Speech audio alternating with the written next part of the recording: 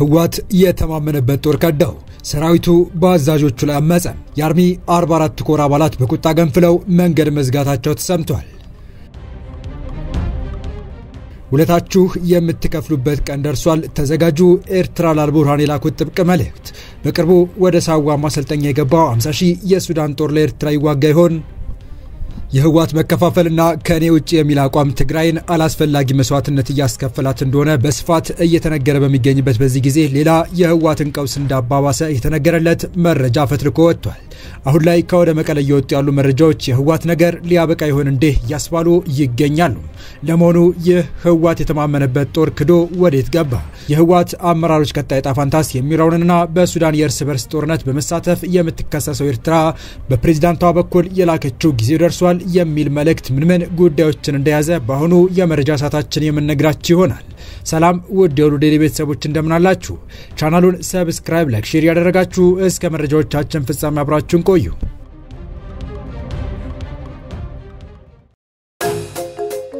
የጊዜ እርምጃ ፍጥነቱን ሳይቀንስ ወደፊት ሲገሰገስ እኛ በስራ ላይ ነን ስራችንም እርሶን የቤት ባለቤት ማድረግ ነው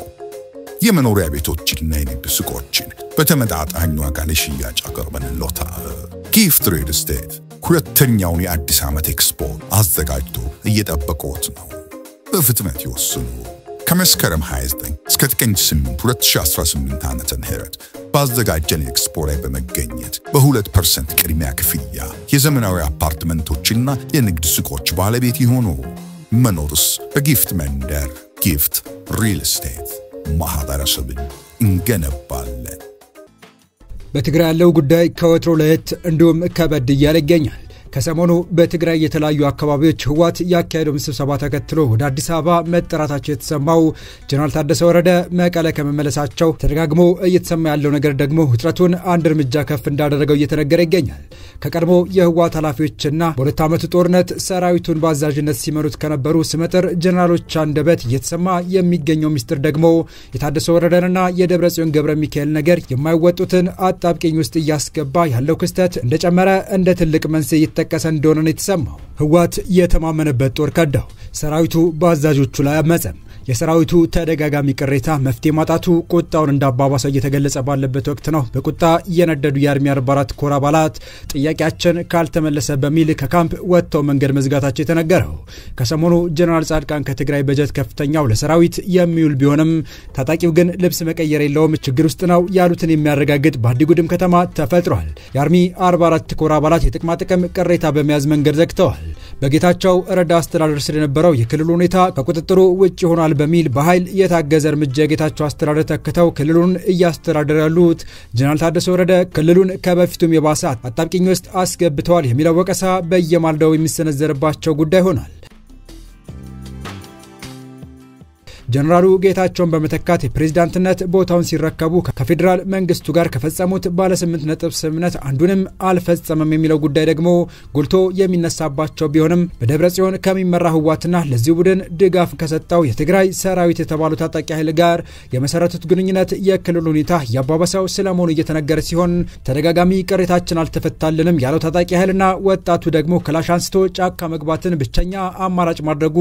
የትግራይ ክልል አሁናዊ መገለጫ ሆኗል ተባለ ይገኛል የህዋት ነባር የጦር አዛዦች ከኤርትራ ጋር ወግነው በጉልበት ተወሰደብን የሚሉትን ወልቃይትና ራያን በጦርነት ስለማስመለስ አለፍ ሲልም የአብይ አህመድ መንግስትን ስለማስወገድ ከመቀለ እስከ አስመራ የመከሩና ለጦርነት እየተዘጋጁ ነው ሲሉ ቢደመጡም የትግራይ ሰራዊት በሚል ስያሜ የሚታወቀው የህዋት ታጣቂ ቡድን በከፍተኛ ቅሬታና አለመግባባት ውስጥ መሆኑ ተደጋግሞ ሲነገር የቆየ ሲሆን ከቅርብ ጊዜያት ወዲህ ደግሞ ቅሬታውን በግልጽ ያመጹና የኃይል እንቅስቃሴ መግለጽ ጀምረዋል ፋሲል ደግሞ መሳሪያውን እንደያዘ በአፋር ነፃ መሬት የሚገኙ ኃይሎችን መቀላቀል ዕለታዊ ተግባር ስለመሆኑ የሚሰማው ከነባር ገለልተኛ የትግራይ አመራሮች የጦር ጀነራሎች አንደበት ሰራዊቱን አስመልክቶ የሚወጡ መረጃዎች እንደሚያመለክቱት ከሆነ ሰራዊቱ አሁን ላይ ለመሪዎቹ አልታዘዘም የሚል እንቅስቃሴ ውስጥ እየገባ መሆኑን የሚጠቁሙ ሲሆኑ በዚህ ሰዓት የመንግስት ወይም የጀነራል ታደሰ ትዛዝ ሰምቶ ከሚሰማራ ሰራዊት ይልቅ እምቢ ብሎ ቤቱ የተቀመጠ ወይ ትዛዝ ሲሰጠው አልቀበልም ብሎ ተራራ ሄዶ የተቀመጠው ኃይል እንደሚበዛም ነው የሚነገረው የመሪዎቹ ትዕዛዝ ተቀብሎ ለመፈጸም ከማንገራገር ባለፈ ቅሪታችን አልተፈታም፣ ጥቅማችን አልተከበረም በሚል የተቆጣ በጣም ብዙ ኃይል ከህወሓት ካምፕ እየወጣ አፈሙዙን በታደሰ ወረዳ አስተዳደር ላይ እያዞረ ስለመሆኑም ከክልሉ የሚወጡ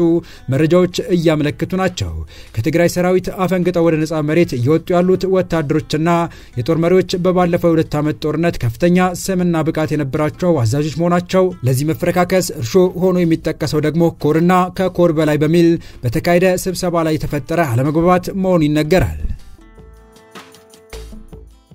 በቀጣይ መረጃ ኤርትራ ከኢትዮጵያ ጋር አይቀሬ ነው ላለች ጦርነት ከጎረቤት ሀገራት ቅጥረኛ ሰራዊት ልትገዛ መሆኑ ተሰምቷል። ጉዳዩ በርካቶችን እያነጋገረ ነው። ከትላንትና በስቲያ የሱዳን ጠቅላይ ሚኒስትር በአስመራ ተቀብለው ያለማቋረጥ ለ7 ሰዓታት የዘለቀ ምክክር ያደረጉት ኢሳያስ አፈወርቂ ባለስልጣኑን ወደ ፖርት ሱዳን ከመሸኘታቸው በፊት በጀነራል አልቡራን ይድረስልኝ ያሉትን ወሳኝ መልእክት የላኩ ሲሆን ጉዳዩም ከ2 ወራት በፊት የአልቡራን ጦር ከ2 ዓመታት በኋላ የካርቱም ቤተ መንግስቱን ከፈጥኖ ደራሽ ሰራዊት እጅነጥቆ መልሶ እንዲቆጣጠር ኤርትራ ላበረከተችው ድጋፍ ውለታዋ እንዲመለስላት መፈለጓን የተመለከተ መሆኑም ተሰምቷል። ኢትዮጵያና ኤርትራ የቃላት ጦርነታቸው ተፋፍሞ ወደ ወታደራዊ ፍጥጫ በገቡበት በዚህ ጊዜ ከሱዳን በኩል የተሰማው ነገር ብዙዎችን ማስገረሙ የሚታወቅ ሲሆን የሱዳኑ ጠቅላይ ሚኒስትር በኢትዮጵያና በኤርትራ መካከል ጦርነት እንዳይነሳ እንመክራለን፣ ከተነሳ ግን ከኤርትራ ጎን እንሰነፋለን በማለት ኢትዮጵያንና ኢትዮጵያውያንን ያስቆጣ ንግግር ማድረጋቸው ከወደ አስመራ አፈትልኮ የወጣው መረጃ ይጠቆመው። ጠቅላዩ በሁለቱ ሀገራት መካከል ያለው ውጥረት አንስተው የተፈጠረው ውጥረት እንዲበርድ የኢትዮጵያ መንግስት ጥረት ካላደረገ የኤርትራ መንግስት ለኛ እንዳደረገው እኛም ከሻዕቢያ መንግስት ጎን እንሰለፋለን ሲሉ መናገራቸው ተመላክቷል። በዚሁ 7 ሰዓታት የፈጀ የሁለቱ ሀገራት ባለስልጣናት ረጅም ውይይት መገባደጃ ኢሳያስ አፈወርቂ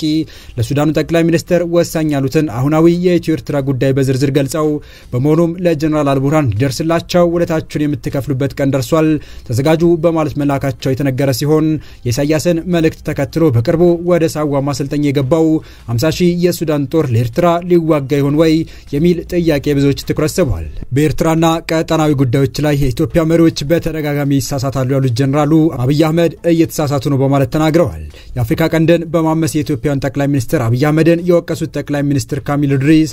ኢትዮጵያ ወደምትሸነፍበት ጦርነት ለመግባት እያቀማማች ነው ሲሉ ተደምጠው ነበር። ከዚህ ቀደም የሱዳን ጦር ከኤርትራ ግጭት የሚፈጠር ከሆነ ራሱን እንዲያገል ኢትዮጵያ መጠየቋ ይታወሳል። የኢትዮጵያ መንግስት የሱዳን ጦር መሪ በአፍሪካ ቀንድ አዲስ ግጭት የሚፈጠር ከሆነ ገለልተኛ ሆኖ እንዲቆይ ነበር ከዚህ በፊት ጥሪ የቀረበው። አወዛጋቢው የአልፋሽጋ ትሪያንግል በጠላት እንደ ወታደራዊ ኮሪደር ሊያገለግል ይችላል የሚል ስጋት በኢትዮጵያ በኩል መኖሩ በተደጋጋሚ ሲነገር ቆይቷል። የጊዜ እርምጃ ፍጥነቱን ሳይቀንስ ወደፊት ሲገሰገስ እኛ በስራ ላይ ነን። ስራችንም እርሶን የቤት ባለቤት ማድረግ ነው። የመኖሪያ ቤቶችንና የንግድ ሱቆችን በተመጣጣኝ ዋጋ ለሽያጭ አቅርበንልዎታል። ጊፍት ሪል ስቴት ሁለተኛውን የአዲስ ዓመት ኤክስፖ አዘጋጅቶ እየጠበቀዎት ነው። በፍጥነት ይወስኑ። ከመስከረም 29 እስከ ጥቅምት 8 2018 ዓመተ ምህረት ባዘጋጀን ኤክስፖ ላይ በመገኘት በ2% ቅድሚያ ክፍያ የዘመናዊ አፓርትመንቶችና የንግድ ሱቆች ባለቤት ይሆኑ። መኖርስ በጊፍት መንደር። ጊፍት ሪል ስቴት ማህበረሰብን እንገነባለን።